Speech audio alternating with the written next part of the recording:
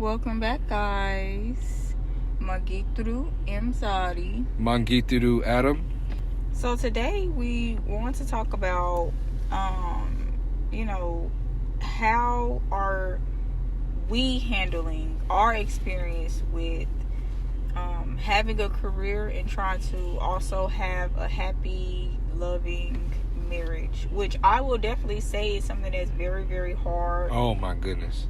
To do in America, because in America you have to do the hustle and bustle of a 9 to 5, a random schedule, a long shift, and sometimes even mandatory overtime, and that really takes away from personal time and obviously takes away from your relationship time, the time that you have to spend with your significant other. And then if you are married with children like us, that also takes away time from spending time with your kids.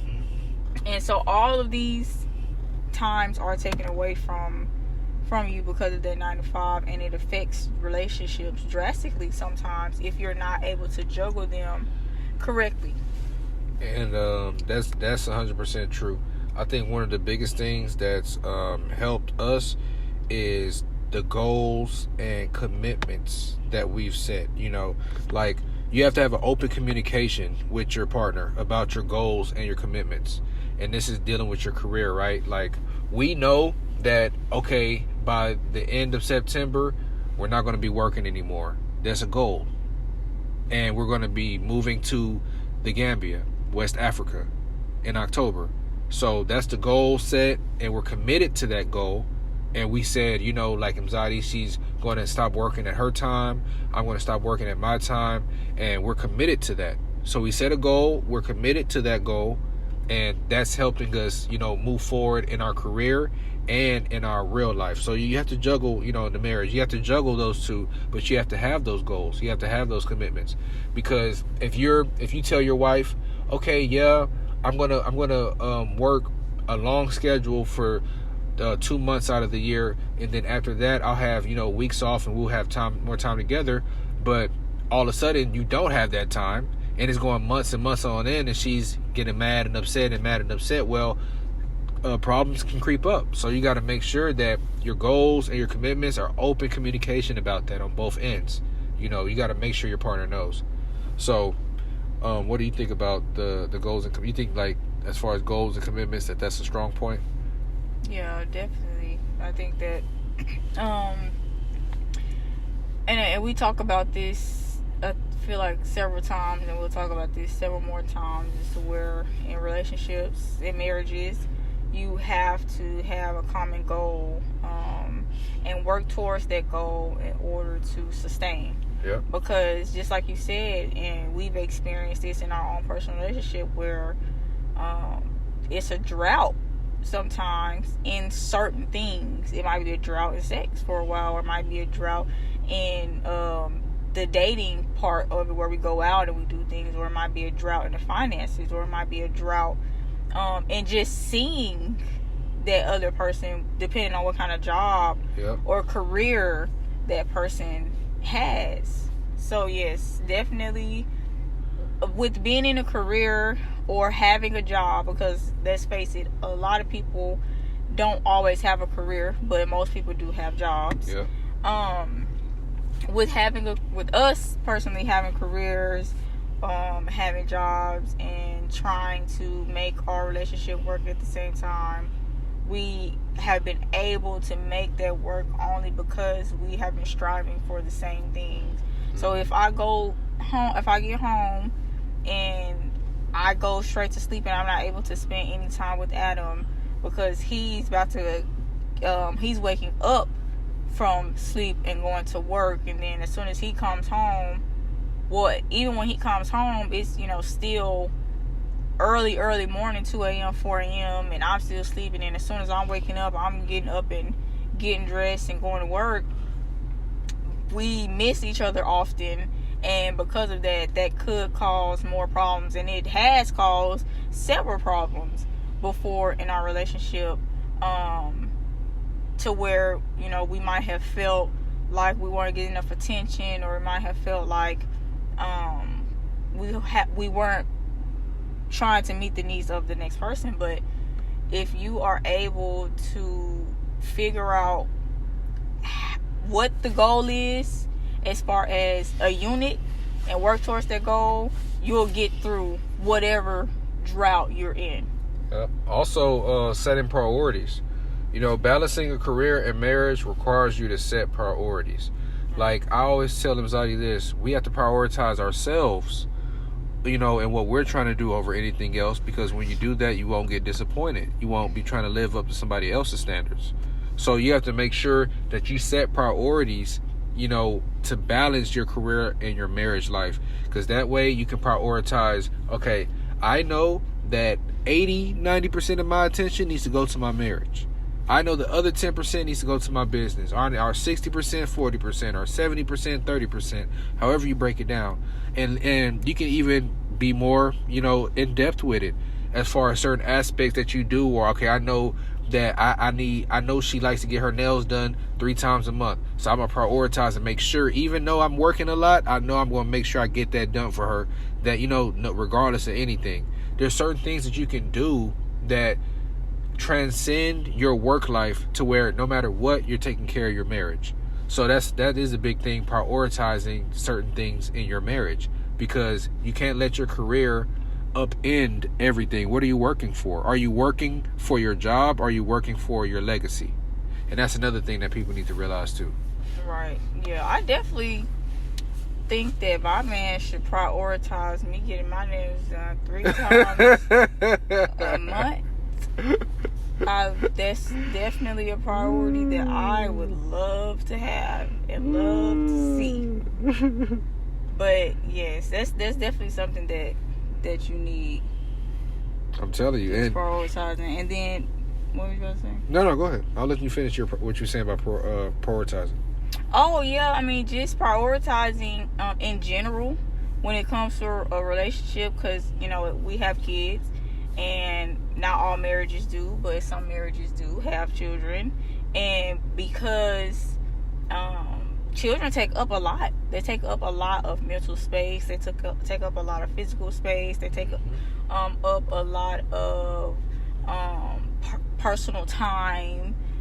Take up a lot of funds. And so if you, you know, let's say the woman prioritizes the children, but the man prioritizes whatever else that he has, but it becomes, you know, in the way of that personal time with the family or with the kids, or the husband prioritizes trying to have dates with the wife, and the wife prioritizes girls' night outs and girls' trips. So he's not able to have that quality time with her, and she's not, you know, meeting the needs of him. That is examples of how misprioritizing is that even a word? But how misprioritizing could lead to bigger issues than need be. Yeah. So. And, you know, regularly scheduling quality time together, that's one of the key factors in balancing a career and you know, and your marriage. You know, regularly scheduling that quality time, but supporting each other's aspirations is a big one too, because you need to be able to support the dreams of your other half. Because at the end of the day, when you come out of work and you're together and you're laying down in bed, there's things that you always wanted to do, and there's goals that you always wanted to attain. And at the end of the day, when you think about it, those goals and dreams that you had could become that business that you leave to your children. Because like they always tell you, if you're doing something you love, you never work a day in your life. So you want to always strive to start something, to do something, to work towards your aspirations. If you wanted to paint and have your stuff in an expose, then paint. And one day have your stuff in the expose. If you wanted to write a book, write a book. If you wanted to build a car, build a car. Like, you know, whatever you wanted to do or you want to do, you have a partner with shared values, hopefully, that will help you catapult you that much farther, that much faster towards that. So as far as balancing your career and your marriage, having a shared goal, I mean, not shared goal, sorry about that, but understanding the aspirations and helping that shared aspiration with your other half, that's super important, because that can lead to a great balance and a healthy relationship. Yeah. And then, dipping into the careers aspect of this, when you have even just one person pushing you and helping you and inspiring you and motivating you towards something that you want to do, and that person is not just anyone, it's your husband, it's your wife, that potentially could catapult you, like Adam just said, into the greatest part of whatever it is that you're going into.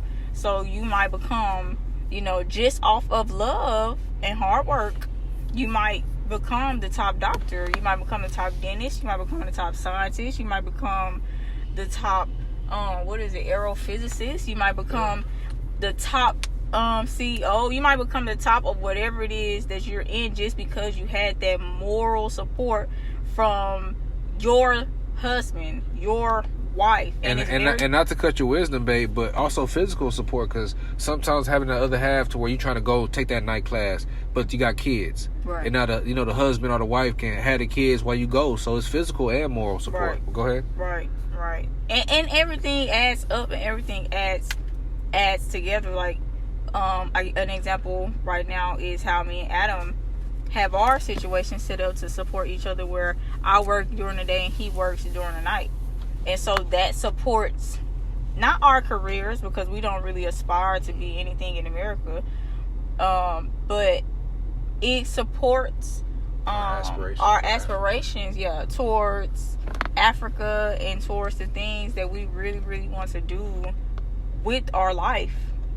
So if you homeschooling the children, right, it goes into many, many, many forms of examples of how you can work together, one partner helping the other's dream, the other partner in turn helping their other partner's dream. So it's so many different ways and forms that should happen and can happen. But if you're able to have a partner, if you're blessed enough to have a partner that really, honestly, truly supports you in the things that you want to do with your life, and they don't just say, that they support you, they do the things, they do the actions behind that support, then one, you're blessed, and two, just know that, you have a aspect of a strong foundation. Yeah.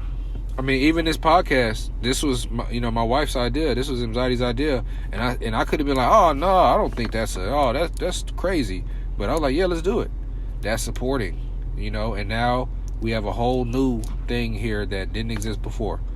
But that also goes into the last part about a balance of your career and marriage, which is household responsibilities. And like I said earlier about, you might have somebody taking night classes and the other half is watching the kids or something like that. Household responsibilities and the pressure and the stress that you have at the household when you come off of work could be mitigated by somebody else in the household helping you, the other half actually helping you, whether it's cooking, whether it's cleaning, whether it's changing those diapers, whether it's mopping the floor, whether it's outside cutting the yard, whether it's taking out the trash.